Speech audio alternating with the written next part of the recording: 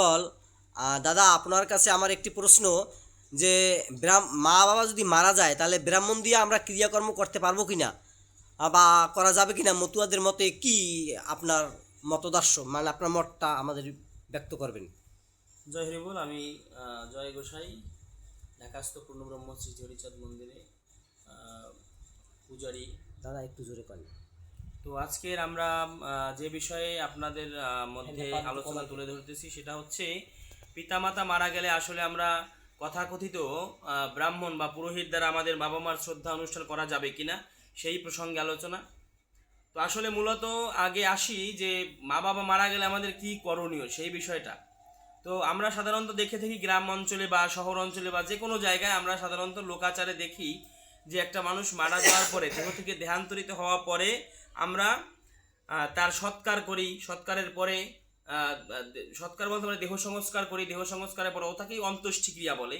তো এই অন্ত্যেষ্টিক্রিয়ার পরে আমরা দেখা যাচ্ছে বিভিন্ন অঞ্চলে বিভিন্ন বর্ণ ভেদে কেউ 15 দিন, কেউ যেমন হচ্ছে আপনার যারা ব্রাহ্মণ তাদের 10 দিনে তারা অসুস পালন করে, যারা ক্ষত্রিয় তারা 12 দিনে অসুস পালন করে, যারা বৈশ্য তারা 15 দিনে অসুস পালন করে, এবং যারা হচ্ছে শূদ্র তারা হচ্ছে 30 দিনে অসুস পালন করে। তাদের 30 দিন অসৌচ যারা শূদ্র, এবং এই 3-4 বর্ণের 4 প্রকারের অসৌচ। এখন আমরা যদি শাস্ত্রকে অনুসরণ করি, আমাদের শাস্ত্র গ্রন্থ কি বলছে, আমরা সনাতন ধর্মের শাস্ত্রে এগুলি কিছু কিছু জায়গায় দেখতে পাই, আবার কিছু কিছু জায়গায় ভিন্ন রকমও দেখতে পাই। সেই ক্ষেত্রে আমরা মতুয়া ধর্মদর্শনে আমরা ব্রাহ্মণকে বর্জন করেছি বলে আমাদের উপরে একটা মানুষের একটা ভিন্ন রকম ধ্যান ধারণা যে এরা আসলে ব্রাহ্মণ দিয়ে কাজ করে না। এদেরকে আমাদের পূর্বে অনেক রেকর্ড রয়েছে যে আমাদের সমাজ থেকেও বিতাড়িত করা হয়েছে, অনেক অত্যাচারিত হয়েছে মানুষ, অনেক এই ব্রাহ্মণ বা ব্রাহ্মণ্যবাদকে নিয়ে এলাকার একটা বিশাল সমস্যার সৃষ্টি হয়েছে।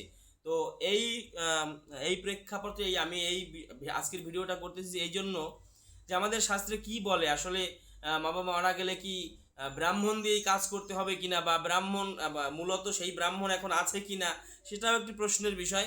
আসলে ব্রাহ্মণ কাকে বলে এটাও জানার দরকার। ব্রাহ্মণ হচ্ছে শাস্ত্র বর্ণনা করলেন যে সমদম তপ শৌচ ক্ষান্তি রাজ্যমে বচ জ্ঞান বিজ্ঞান মস্তিষ্কং ব্রহ্মকার্য স্বভাবন, যারা ব্রহ্মকার্য স্বভাবজন, যারা সাধারণত 9টি গুণের অধিকারী হয়ে থাকে। কি কি গুণ? সমদম তপ শৌচ, হ্যাঁ, এইরকমভাবে 9টি গুণের যারা অধিকারী হয়, সেই 9টি গুণের মধ্যে প্রথম গুণটাই হচ্ছে সমগুণ। আসলে সেই সমগুণে আমাদের যে কথাকথিত ব্রাহ্মণ তারা আমাদেরকে সমগুণে দেখে কিনা।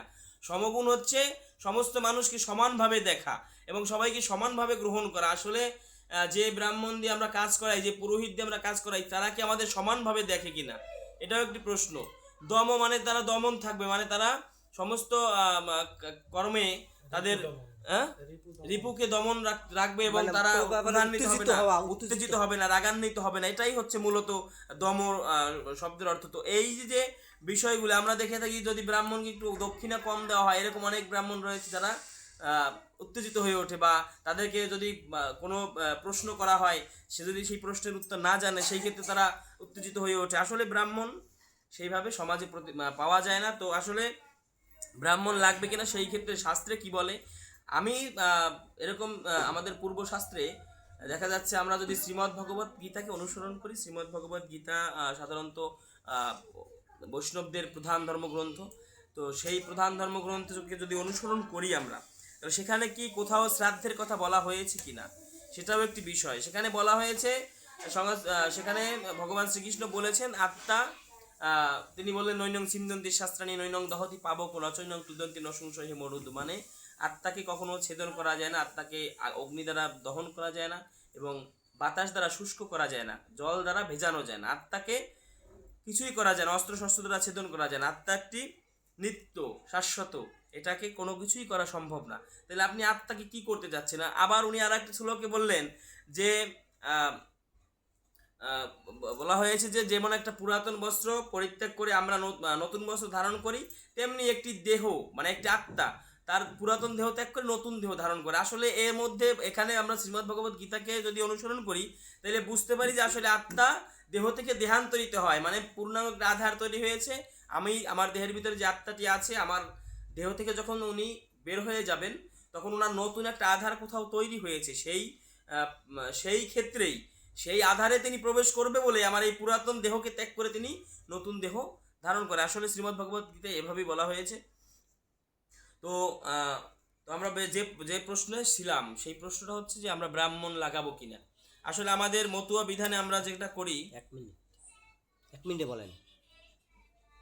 সেটা হচ্ছে আমরা মতুয়া কোনো এক ভক্ত এবং বৈষ্ণব ভক্ত যাদের যাদের মধ্যে হিংসা, নিন্দা, দ্বিধা, দ্বন্দ্ব এইগুলি নেই, একজন ভক্ত, প্রকৃত ভক্ত দিয়ে ভগবানকে আমরা ভগবানের কাছে প্রার্থনা জানাই এবং ভক্তদের নিয়ে, মতুয়া ভক্তদের নিয়ে হরিনাম কীর্তনের মধ্য দিয়ে আমরা এই শ্রদ্ধা অনুষ্ঠান সম্পন্ন করি। যেখানে বলা হয়েছে যে এই পুরোহিত দর্পণের বলা হয়েছে, পুরোহিত দর্পণ আপনারা যেটা ব্রাহ্মণরা কাজ করে যা দিয়ে, তাদের শেষ পর্যায়ে বলা হয়েছে যে যদি কেউ যে কোনো তন্ত্রমন্ত্র যে কোনো ক্রিয়াকর্ম করে তারপরে যদি হরিনাম কীর্তন না করে তাহলে সেই কর্ম বিফল হইয়া থাকে।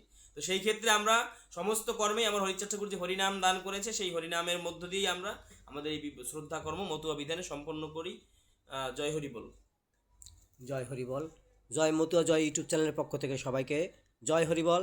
দাদার কাছ থেকে মূল্যবান আলোচনা শুনলাম। জয় হরিচাঁদ, জয় গুরুচাঁদ।